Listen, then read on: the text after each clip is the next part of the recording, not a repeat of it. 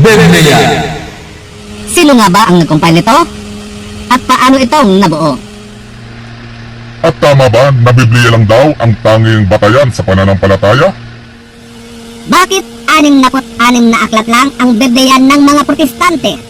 Samantalang sa Katoliko ay 73 o 73 books. Ito po ang mga katanungang aking sasagutin ngayon. At para po sa kaalaman ng lahat, ang Biblia po ay nagmula sa Koine Greek word na Biblia, na ibig sabihin po ay mga aklat. Dahil ito po ay koleksyon ng mga aklat na pinagsama-sama mula sa iba't ibang author nito na siyang nakasaksi, nakarinig at nakakita noon sa panahon ng ating Panginoon. Ito po ay nahahati sa dalawang bahagi. Ang una po ay ang Old Testament o Lumang Tipan, at ang pangalawa ay ang New Testament o Bagong Tipan. Ang Lumang Tipan ay binubuo po ng 46 na aklat o 46 books, kung saan sa mga aklat nito ay nakapaloob ang pakikipagtipan ng Diyos sa kanyang bayang hinirang, ang Israel. Ang Bagong Tipan naman po ay binubuo ng 27 aklat o 27 books, kung saan ay nakapaloob naman dito ang pakikipagtipan ng Diyos sa pamamagitan ng kanyang anak na si Hesukristo, ang ikalawang persona ng Diyos na nagkatawang tao. Sa aklat ng Bagong Tipan ay nakatala ang kanyang kapanganakan, pangangaral, mga himala, pagpapakasakit, pagkamatay sa cross, at ang muling pagkabuhay, at ang pag-akyat niya sa langit, gayon din ang pagsusugo niya sa kanyang mga alagad sa gabay ng Espiritu Santo. At alam niyo po bang sa panahon ng pangangaral ni Kristo at ng mga apostol ay wala pang Biblia? Tama po ang narinig ninyo. Wala pa pong Biblia sa panahon ng pangangaral ni Kristo at ng kanyang mga apostol, dahil hindi pa po nakokumpile ng mga panahong iyon ang Biblia. Tanong, kung wala pang Biblia noon, bakit sumisita sila ng mga talata at saan galing ang mga kasulatan na binabasa nila?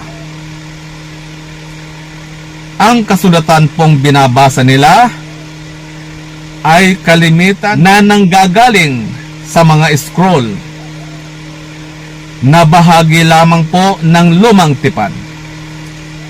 Kapag sinabi po kasing Biblia, ito po ay kombinasyon ng Luma at Bagong Tipan na pinagsama sa iisang aklat. At sa lahat po ng mga apostol, si Apostol Juan po ang kahuli-hulihang namatay. At siya po ang nagsulat ng huling aklat sa Biblia na Apokalipsis, Pahayag o Revelasyon. Noong taong 95 AD po ito naganap sa panahon po ni Pope Emeritus, ang ikatlong papa ng simbahang Katoliko mula kay San Pedro. So after pong maisulat ni Apostol Pablo ang Revelasyon, dito na po mag-uumpisa ang canon of the Scripture o pagkukumpile ng Biblia ng Iglesia Katolika. Dahil noong panahon pong hindi pa nakukumpile ang Biblia, marami pong aklat ang naglipana na piki at hindi inspiradong mga salita ng Diyos. Katunayan, nasa mahigit sa 300 o 300 books po ng mga panahong iyon, nakasama sa parehong luma at bagong tipan ang buong sikap at tiyagang pinag-aralan at sinuring mabuti ng mga dalubhasa sa kasulatan upang malaman kung alin sa mga naturang aklat ang tunay na salita ng Diyos. At sa tulong at gabay ng Espiritu Santo, napagkaisahan po ng mga dalubhasa sa kasulatan ng Simbahang Katoliko na 46 na aklat o 46 books ang isasama sa Old Testament. At 27 aklat naman o 27 books ang isasama sa Bagong Tipan. Ang inyo pong nakikita sa screen ay kabilang po sa mga kasulatang hindi napasama sa Biblia. Dahil ito nga po ay napag-alamang piki. Dahil ang mga nilalaman nito ay hindi tugma sa sinasabi ng ibang mga apostol. Magbigay po tayo ng isang halimbawa ng aklat kung bakit hindi ito naisama sa canon of the Scripture. Gaya po ng Gospel of Judas. Ito po ay napag-alamang naisulat lamang noong 180 AD, kung saan ay patay na po sa mga panahong ito ang mga apostol. At sa mga aklat pong ito sinasabi na si Kristo daw ay binayaran si Judas upang sa pilitang ipagkanulo siya. Kumbaga, palabas lang daw o moro-moro lang ang nangyari. Kaya po ito ay nireject dahil totoo naman pong ipinagkanulo ni Judas ang Panginoong Hesukristo. Ito po ay ayon sa sinasabi sa aklat ng ibang mga apostol. So ito po ang maiksing listahan ng mga taong simbahan na involved sa pagsasaayos at pagkanon hanggang sa mabuo ang aklat na tinatawag natin ngayon sa pangalang Biblia. Sa pagitan po ng taong 150 to 340 AD, panahon po ito ni St. Irenaeus at Bishop Eusebius. Sa panahon pong ito, kinalap, binusisi, at sinuring mabuti ng mga dalubhasa sa kasulatan kung alin sa mahigit sa 300 mga aklat ang tunay at inspirado ng Diyos para sa bubuoing aklat, na kung saan sa pagitan naman ng 386 hanggang 388 AD, si John Chrysostom, isang arsobispo ng Constantinople, ang tumawag sa binuong aklat sa Greek priest na ta Biblia, na ibig sabihin po sa English ay the books, para ilarawan ang parehong luma at bagong tipan na pinagsama sa iisang aklat. Taong 393 hanggang 397 AD naman, sa konseho ng Hippo at Carthage, idiniklara ng Simbahang Katoliko na 73 aklat o 73 books out of 300 books ang kasama sa binuong aklat na tinawag ng simbahan sa pangalang Biblia. Taong 405 AD naman, Sa utos ni Pope Damasus, isinalin ni Saint Jerome ang unang Bibliyang Kristiyano mula sa Greek Septuagint into Latin dialect. Tinawag itong Latina Vulgata na tanging pinanggagalingan ng salita ng Diyos sa loob ng mahigit sa 1,000 taon bago na isalin sa English version. Taong 1230 AD naman, ang mga obispo ng simbahang Katoliko na sina Cardinal Langton at Cardinal Santo Caro, sila naman ang responsable sa paghahati-hati ng mga books by chapters. Samantalang si Santis Pagnino naman, isang Italianong pare at Bible scholar noong 1490 AD, ang nag-divide ng mga chapters into verses. Kaya ang Biblia po natin ay may mga numero ang bawat kabanata at mga talata nito. So therefore we conclude that Bible is a Catholic book. Kaya wala pong karapatan ang mga sekta protestante at mga 90s church na mag-claim at magtakda sa simbahang Katoliko na dapat ay sola scriptura o Biblia lang daw ang tanging batayan sa pananampalataya. Dahil ang totoo po ay nakikigamit lamang sila ng Bibliang compile ng Katoliko.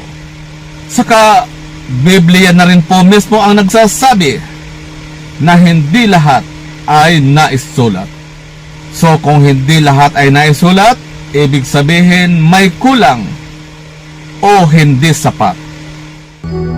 Marami pang himalang ginawa si Jesus na nasaksihan ng mga alagad, ngunit hindi nasusulat sa aklat na ito. At wala rin pong sinasabi si Kristo at ang mga apostol na dapat ay Biblia lang, sapagkat mahalaga rin kay Kristo ang kanyang simbahan. Katunayan, sa simbahan niya inilagak ang buong katotohanan.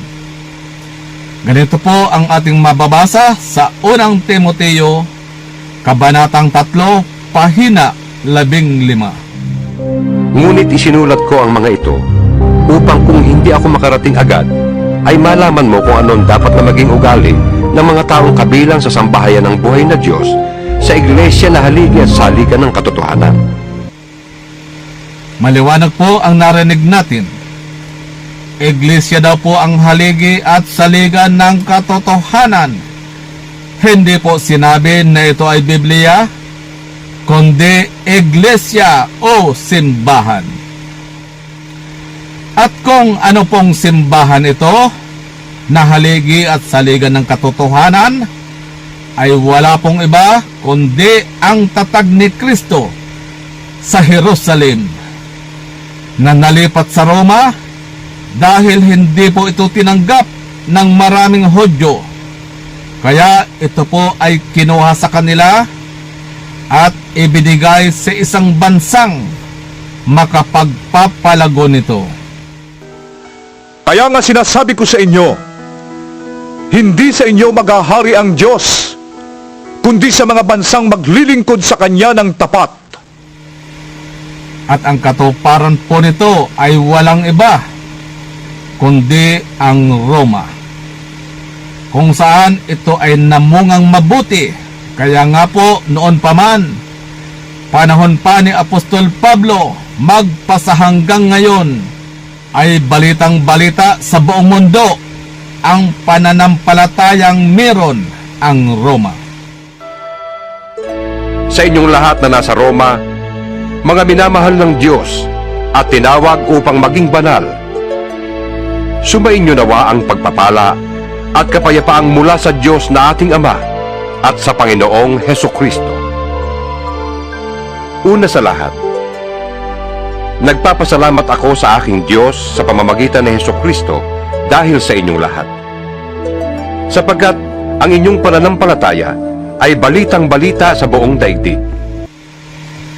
Ang sentro ng Kristyanismong Katoliko sa buong mundo, kung saan ay dito matatagpuan ang St. Peter's Basilica na siyang pinaglibingan kay Pedro na unang papa ng simbahang Katoliko, kung saan si Pope Francis ang pang 266 sa bilang ng mga naging papa na kahalili nito. Ang simbahang Katoliko na siyang nag-compile ng Biblia sa patnubay at gabay ng Espiritu Santo, ang tinutukoy hindi ang mga iglesyang tatag lang ng kung sino-sinong tao na wala namang kaugnayan kay Kristo at sa kanyang mga apostol. Ito po ang tunay na simbahan, ang nag-compile ng Biblia, hindi ang mga sektang produkto lamang ng Bibliang compile ng simbahang Katoliko. At kung tama po ang claim nila na Bible alone o Biblia lang, bakit ang bunga nito ay pagkakabahabahagi, kalituhan at pagkakanya-kanya? Di ba umabot na nga sila ng mahigit sa 50,000 denomination all over the world? Kung tama na Biblia lang, bakit sila hindi magkaisa sa aral? Di ba sila mismo nagbabangayan, nagsisiraan at nagpapagalingan? Hindi po ganyan ang kalooban ng Diyos, kundi pagkakaisa ng kanyang mga tunay na mga tagasunod. Ito po ang panalangin ng Panginoong Hesukristo sa kanyang amang Diyos bago siya maghirap sa krus. Ama, maging isa nawa silang lahat. Kung paanong ikaw ay nasa akin at ako ay nasa iyo, gayon din naman, maging isa nawa sila sa atin upang ang mga tao sa daigdig ay maniwala na ikaw ang nagsugo sa akin. Dagdag na tanong,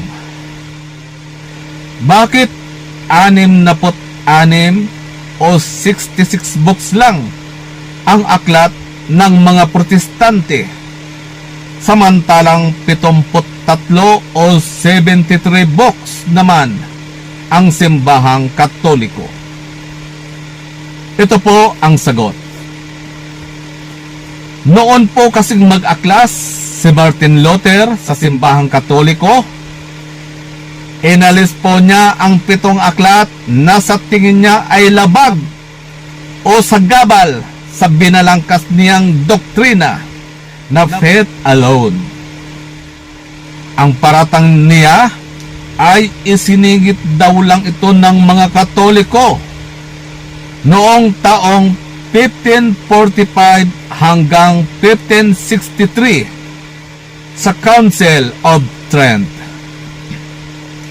Pero mali po siya, dahil ang Council of Trent ay isa pong ecumenical council kung saan dito po ay pinag-usapan ang mga atake ng mga heretiko.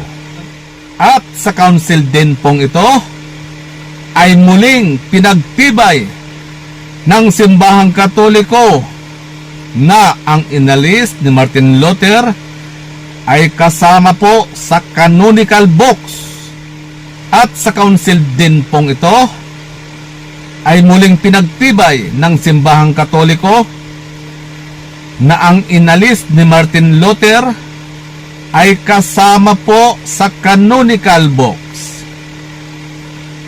At bilang katibayan, ang Greek Septuagint manuscript na isinalin mula sa Hebrew Bible ng mga Hudyo around 1st to 2nd century, dito po ay makikitang kasama ang Deuterocanonical Books na sinasabi niyang isiningit daw at idinagdag sa nasabing konseho. Ang 7 aklat po na tinawag niyang Apokripa o lihim na isiningit ay ang mga sumusunod: Tobit, Judith, Sirak, Barok, Karunungan, Unang Makabeyo, at Ikalawang Makabeyo. Lahat po ng yan ay mababasa sa lumang tipan ng mga Katoliko, pero wala po sa Biblia ng mga Protestante. At katunayan, meron pa pong bahagi ng bagong tipan ang pinagtangkaang alisin din ni Martin Luther sapagkat labag nga po sa aral niyang faith alone. Yun nga lang po ay hindi na po siya nagtagumpay dito. Sana po ay naging maliwanag na sa inyo ang lahat. At sa susunod ko pong video, ang akin naman pong tatalakayin ay ang 3 haligi ng pananampalatayang Katoliko. At ang Biblia po ay isa lamang po sa 3 haligi na ito. Kaya abangan nyo po ang aking mga susunod pang mga video. God bless po sa ating lahat, sa ngalan ng Ama, ng Anak at ng Espiritu Santo. Amen.